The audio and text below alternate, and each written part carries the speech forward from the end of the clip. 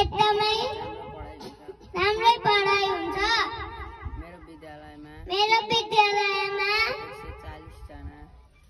140 जना विद्यार्थीहरू छन्।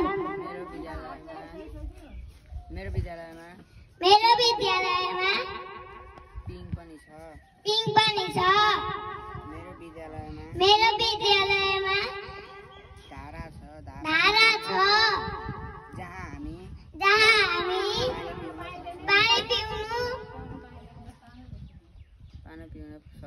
पानी पिउन सक्छौं। धन्यवाद।